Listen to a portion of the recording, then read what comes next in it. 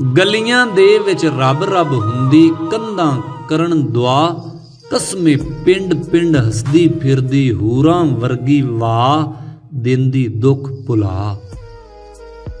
बोड़ां हेठ फरिश्ते खेडण, चिड़ियां गावण गीत, अखां ने दरबार असाडे, दिल ने वांग मसीत, हर थां लैंदे नीत।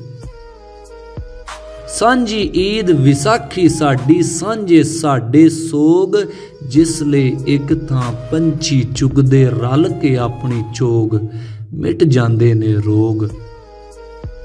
सच्चे सुच्चे राह ने साडे, पीरां वर्गे मोड़, वलियां वर्गी रैतल साडी, शीशे देंदी जोड़, सानू कादी तोड़।